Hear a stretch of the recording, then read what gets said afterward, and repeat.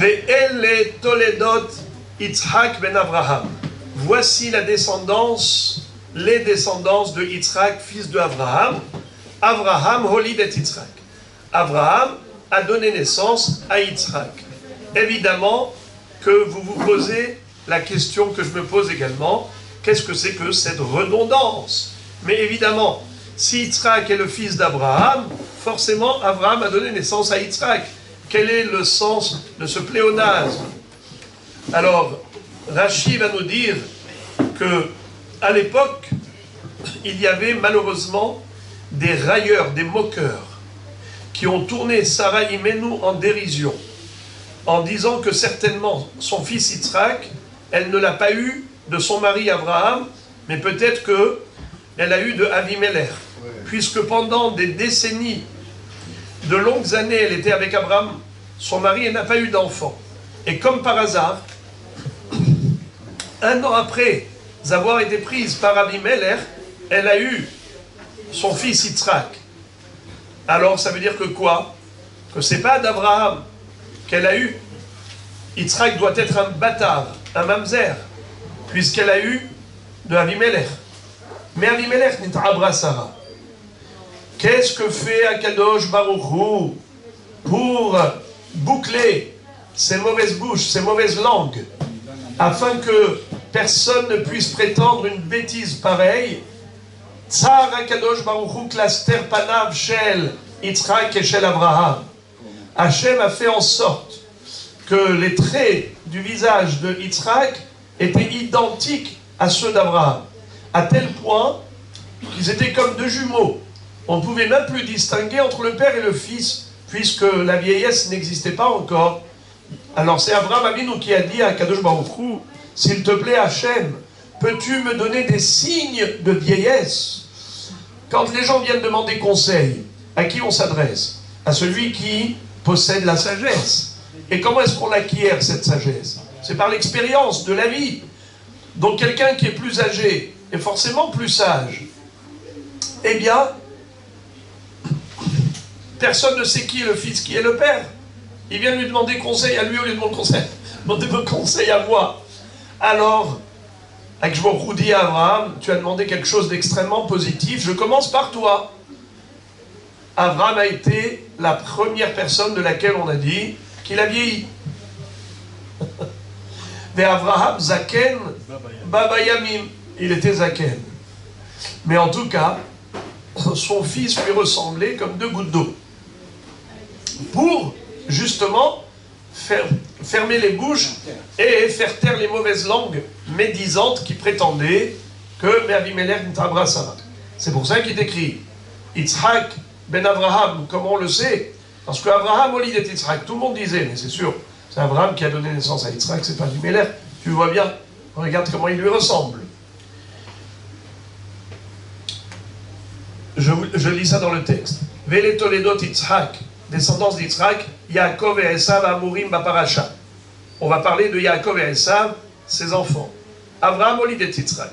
Alidé Shekatav Yitzhak ben Avraham, Uzkak lomar Avraham olid et Yitzhak. לפי שהיו ליצני הדור אומרים, מאבימלך נתעברה שרה, שהרי כמה שנים שהתה עם אברהם ולא נתעברה ממנו. מה עשה הקדוש ברוך הוא? צר קלסתר פניו של יצחק דומה לאברהם, והעידו הכל, אברהם הוליד את יצחק. וזהו שכתב כאן, יצחק בן אברהם היה. שהרי עדות שאברהם הוליד את יצחק. Tout ce que je vous ai dit oralement, je l'ai lu maintenant. La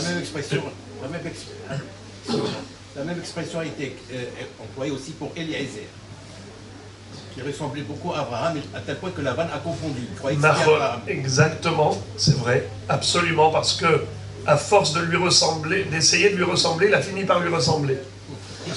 Eh bien, il n'y a pas que Abraham qui a demandé quelque chose d'extraordinaire, c'est-à-dire les signes de vieillesse. Même Yitzhak, il a demandé autre chose. Quoi? Il a demandé la souffrance. Il va dire à Dieu, maître du monde, un homme qui a fauté. Quand il arrive au Olam Haba, il se ramène avec tout son casier judiciaire. Et quand il faut purger sa peine là-haut, oh que ça fait mal. Alors, maître du monde, s'il te plaît, envoie-nous ici le moyen de purger notre peine. Alors, je vous dis, tu as demandé quelque chose de positif. C'est par toi que je commence. La première personne de laquelle il est dit qu'elle a souffert de cécité, c'est-à-dire qu'elle était aveugle, eh bien c'était Yitzhak. Skin, il était enfermé à la maison parce que il ne voyait plus. Eh bien Yitzhak a demandé ça à Kadosh Baruch Hu en disant « Je veux justement que la Neshama puisse se purifier avec ses souffrances quotidiennes. » Et Yaakov également a demandé quelque chose d'extraordinaire. Il dit, maître du monde, les gens ils vont dans la rue, Atchoum, ils éternuent, ils rendent l'âme. Ça veut dire ils éternuaient une fois dans la vie. C'est la fois où ils devaient rendre l'âme. Mais il n'y a pas de préparation psychologique. Une personne doit se préparer à la mort. Elle doit faire teshuva. Il faut qu'elle leur donne son testament, qu'elle donne des directives à ses enfants.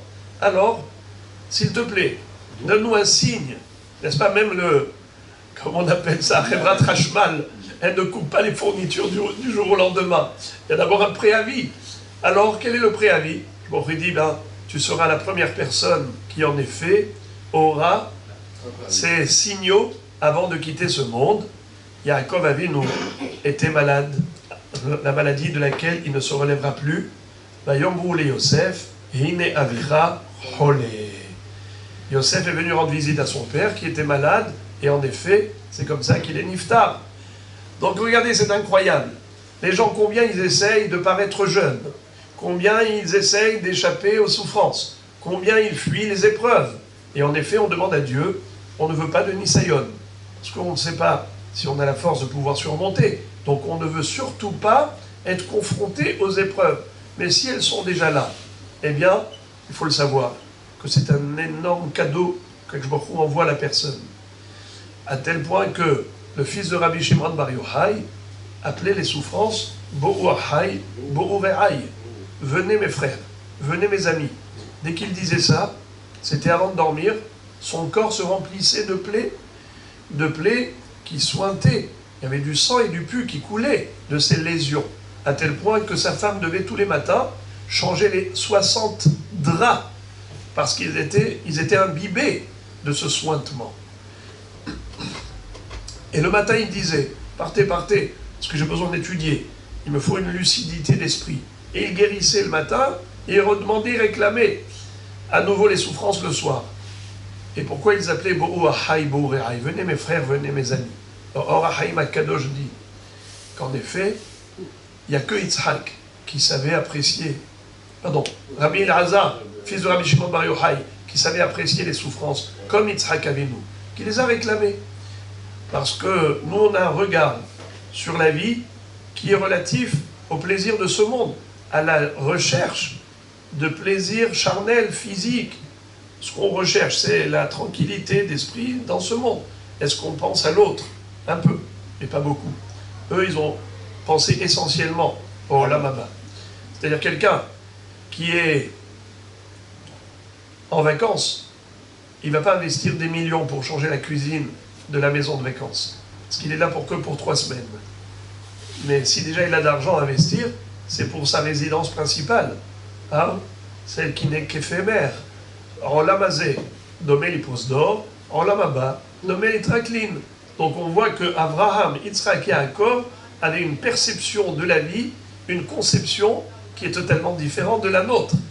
C'est une parenthèse, juste pour dire que, en effet, Abraham et Yitzhak paraissaient comme 2 jumeaux jusqu'à ce qu'Abraham Avinu ait demandé que quand même les signes de vieillesse permettent de distinguer qui est plus âgé parmi les deux, afin de consulter la sagesse de l'expérience de celui qui est plus âgé.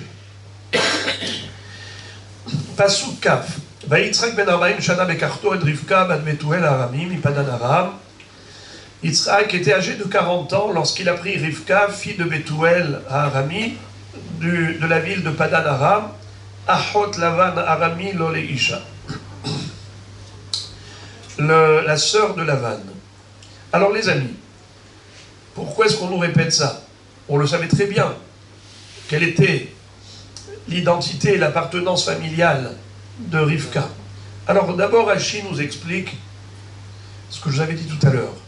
Ben Arbaim Shana, il avait 40 ans. Sharik Sheba Avraham Avinu Mehara Moria, Nidbasser Shenolda Rivka. Au moment où Avraham Avinu est revenu du mont Moria, Dieu lui a dit, voilà son zivug. Yitzhak est né au moment de la Hakeda. Yitzhak aya ben shloshim vesheva shana. Yitzhak avait 37 ans. Sharebo baperek meta Sarah, puisque Sarah imenu et nifteret au moment de la Hakeda. Ou mishonolad Yitzhak ad Hakeda shemeta Sarah shloshim vesheva shana.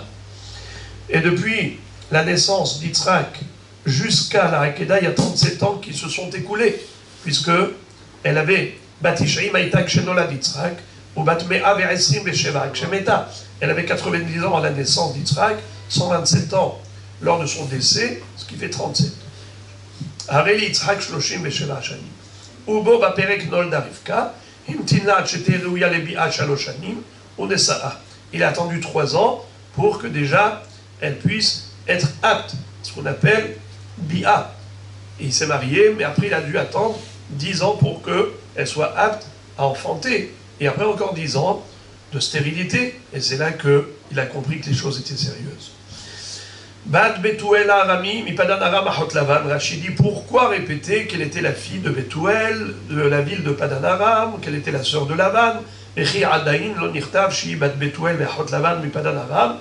ça a déjà été enseigné dans Parashat Hayé Sarah. Pourquoi le répéter dans Parashat Toldot? Et là, la guide Shifha, c'est pour mettre en relief la grandeur d'âme de Rivka. Shaita bat Rasha, Achot Rasha, Umekoman Sheresha, Velolamda Mimazeh. Elle était la fille d'un mécréant, sœur d'un impie. Tout son environnement était des gens négatifs. Et elle n'a pas été influencée négativement de leur comportement. C'était la grandeur de Rivka, Keshoshana ben Ahohim, Ken Ra'ayati ben Abanot. Comme une rose parmi les épines était cette Tzadéket. Padan Aram, le nom de Padan Aram, Rashi nous dit Al-Shem Sheshene Aram Ayou, Aram Naharaim et Aram Tsova. Il y avait 2 Aram, Aram Naharaim, Aram Tsova. Et c'est pour cela que on les appelle Padan Aram. Padan, la Shon Tsemed Bakar. Targum Paden Torin, c'est-à-dire comme Tsemed, qui veut dire un couple. Ainsi, les 2 Aram, c'était comme un couple. Aram Naharaim et Aram Sova. Viesh Potrin Padan Aram Kemo, c'est des Aram, chez Bilshon Ishmael Korim et Sadeh Padan. Il y a ceux qui disent que Padan Aram, c'est-à-dire dans les champs de Aram, puisque en araméen, Padan veut dire un champ. Pasuk Kafalef, Vayatar Yitzhak Lashem Lenorah Ishto Kirakarahi, Vayater Lo Hashem Batar Rivka Ishto. Yitzhak a prié en face de sa femme, car elle était stérile. Dieu l'a exaucée. Et Rivka est tombée enceinte. Rashi dit, Vayatar Irba Viftir Bitfila. Il a beaucoup insisté dans ses prières. Il a multiplié ses supplications. Vayaterlo Hashem, Akadosh Baruch Hu, a fini par exaucer sa demande. Nitpatelo, il s'est laissé séduire par les prières insistantes de Yitzhak. Lenorah Ishto, en face de son épouse, que ça veut dire en face. Zeromed Bezavidzu, Mitpalel, Bezoromedet Bezavidzu, Mitpalelet. Chacun dans son coin, dans un angle de la maison, de la pièce, il priait. Vous savez comment il priait? Là en face de l'autre. Rivka disait, Hachem, moi je ne mérite pas, mais c'est pour ce tzaddik que tu vas me donner un enfant. Yitzhak disait, moi je ne mérite pas, mais pour cette tzaddik tu me donnes un enfant. Les Norah Ishto, chacun en face de l'autre. Chacun met l'autre sur un piédestal. Un beau couple. Hein? Un couple Nachon, Bediuk, Baye'aterlo, Lovelola. C'est écrit que Hachem a exaucé la prière de Yitzhak. Pourquoi on n'a pas dit qu'il les a écoutés tous les deux? En quelque sorte, c'est pour dire que son mérite à lui était supérieur au sien, dans le sens où cette fille-là a été exaucée en premier. Chez Enodoma, שאין דומה תפילת צדיק בן צדיק לתפילת צדיק בן רשע. לפיכך לא ולא לה. La tfila d'un tzaddik, fils de tzaddik, elle est supérieure à la tfila d'un tzaddik ben racha. Ça paraît bizarre. Nous, on aurait dit logiquement le contraire. Oui. Un tzaddik, fils de racha, a un mérite supérieur à un tzaddik, fils de tzaddik. Parce que le tzaddik, fils de tzaddik, c'est facile, il est né dans une maison de tzaddikim. Mais un tzaddik qui est né dans une maison de Rechaim comme Rivka, elle a dû faire un effort suprême pour atteindre son niveau. Alors pourquoi? On est en train de dire que Yitzhak a été exaucé le premier parce qu'il était tzaddik ben tzaddik. Alors le pshat, c'est que tzaddik ben tzaddik jouit de deux mérites. Il a le mérite d'Abraham et il a le mérite de Yitzhak. Quand tu fais l'addition, eh bien, le mérite de deux tzaddikim, c'est plus fort que le mérite d'un seul tzaddik. C'est pas shoot. Mais le Rav Simcha Zissel de Kelem dit quelque chose de très très fort. Il dit dans la psychologie humaine, les enfants veulent toujours être différents des parents. Ça veut dire que si le père est tzaddik, l'enfant il ouvre la fenêtre pour voir l'autre monde. Comment ça se passe chez les autres? Quand l'enfant est Racha, fils de Racha, après il se dit, tiens, on va aller voir comment ça se passe chez les tzaddikim. Il y a la curiosité qui fait que on aime toujours la nouveauté, ce qui est original. Il est parfois plus difficile d'être tzaddik, fils de tzaddik, que d'être tzaddik, fils de Racha. Parce que tzaddik, fils de Racha, il sait que chez les Rechaim, il n'y a rien de bon. Il sait que c'est vide, il sait que c'est creux. Il n'y a rien. Vanité de vanité, tout est vanité. Alors que chez les tzaddikim, la vie a un sens. Mais quelqu'un qui est né là-dedans, il s'y est habitué. L'accoutumance éteint les sentiments. On n'apprécie plus, parce que ça nous semble acquis. Eh bien, être tzaddik, fils de tzaddik, c'est encore plus dur. Il y a encore beaucoup à développer sur cette notion, mais je vais terminer juste avec ce que j'ai dit tout à l'heure. Si on dit que lui, ça je l'ai entendu d'un admour, je l'ai entendu d'un rabbi qui est décédé, qui est niftar, il s'appelait Rabbi Yankele. En Belgique, il y avait 3 admourim qui se suivaient. Il y avait Rabbi Tzikel, Rabbi Tzrak, Rabbi Tzikel, Rabbi Yaakov, Rabbi Yankele, et le petit-fils, c'est Rab Leibish. Rab Levush, Rab Leibish, c'est celui qui se trouve actuellement âgé. Belle descendance. Ouais, une belle descendance. Que des tzadikim. Eh bien, lui, le Rabbi Yankele, le père de Rab Leibish, quand j'étais tout jeune, j'avais entendu un Motzai Shabbat pendant que l'avait Malka, un très beau chidouche qu'il a dit. Il a dit, puisque Rivka et Yitzhak étaient l'un en face de l'autre, et que chacun a évoqué au devant d'Hachem le mérite de l'autre, ça veut dire que quand tu dis que Hachem a écouté Yitzhak, ça veut dire que, en fait, Yitzhak, il a prié par le mérite de Rivka. Rivka a prié par le mérite de Yitzhak. Alors, justement, qui a été exaucé? Yitzhak. Qui a prié par le mérite de qui? De Rivka. Alors, le mérite de qui est supérieur? De Rivka. Puisque Yitzhak prie par le mérite de Rivka. Eh bien, justement, parce qu'elle était tzaddik ben Racha. Et le tzaddik ben tzaddik n'a pas le même mérite que le tzaddik ben Racha. C'est pour cela qu'Akadosh Baruch Hu, il a écouté la prière de Yitzhak, parce que lui, il a prié par le mérite de Rivka. Et Rivka, elle est tzaddik ben Racha, elle a plus de mérite, car elle a abandonné un monde de Tum'a au profit d'un monde de Kedusha.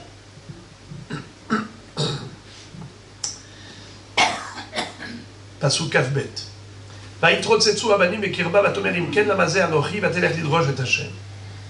Les enfants, alors comment traduire Vaïtrot Setsu? Rashi va nous dire qu'il courait dans son ventre. Qu'est-ce que ça veut dire? En plus, elle dit Lamazé Anochi. C'est quoi? Quel est le sens de cette phrase? Pourquoi moi? Elle est partie interroger Dieu. Comment elle a été interrogée Hachem? Qu'est-ce que c'est que tout ça? Rashi explique. Vaïtrotsetsu al korhach hamikra hazeh omer dosheni. Ce passouk du début jusqu'à la fin, il nécessite étude. On ne comprend pas ce que veut dire ce verset. Chez Satan, Maïr et Tzitzazu. Qu'est-ce que ça veut dire? Vaïtrotsetsu. Vekatam imken lamazé anochi. Et que veut dire imken lamazé anochi? Alors, Rabotenu darshu lashon ritza. Nos maîtres ont traduit ce passouk dans le sens de la course. Il courait. Ça veut dire il courait. Quoi, il jouait au football? Ça veut dire il courait dans le ventre de Rivka. On ne peut pas courir. Réponse. Kshaita overet al pithe tova shel shem va'ever Yaakov ratz umefarkes latzet. Overet al pithe avodat elilim Esav mefarkes latzet. C'est-à-dire, il courait dans le sens où dès qu'elle passait devant un Beth Midrash, Yaakov était happé par la Kedusha. Il avait envie de sortir.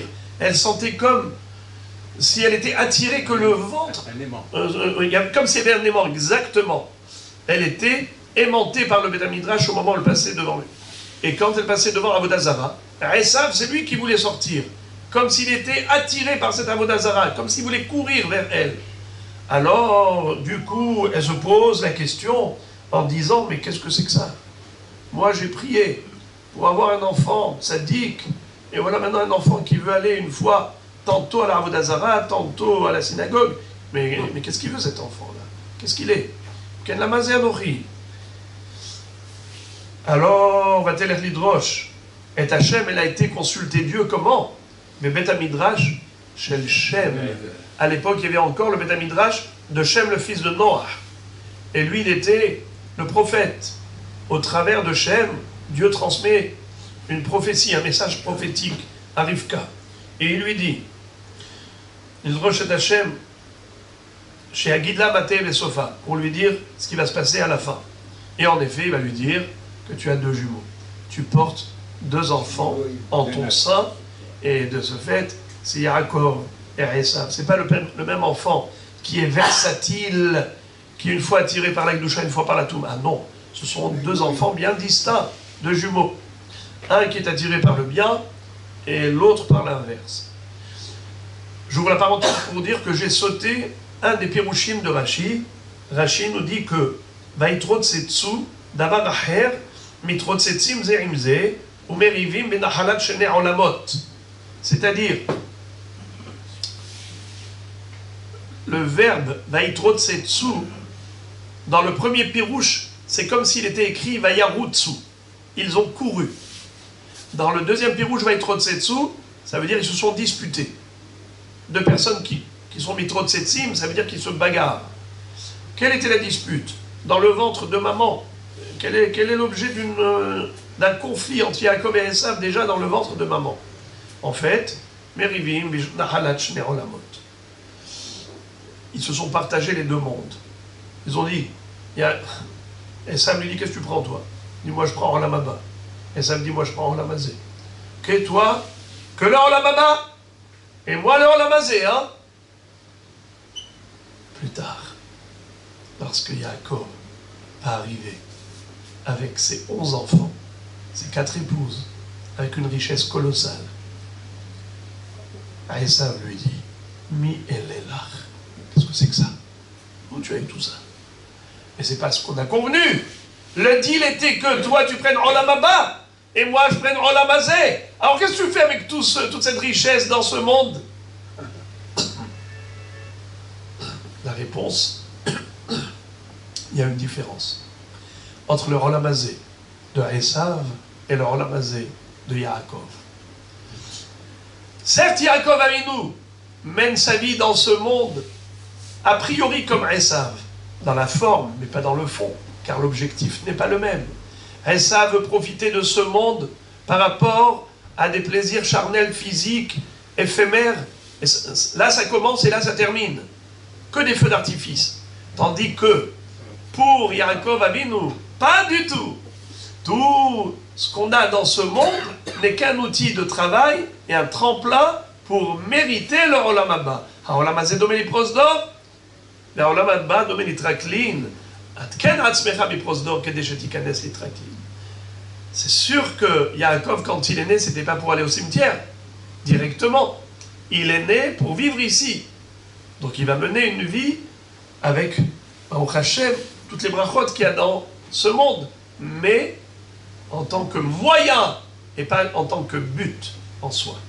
C'est pas le même Olam Hazé que celui de Esav, qui considère le Olam Hazé comme un but et un objectif à atteindre, et c'est là que ça commence, et c'est là que ça s'arrête. On va terminer les amis, ici, et Be'ezrat Hashem, on reprend demain.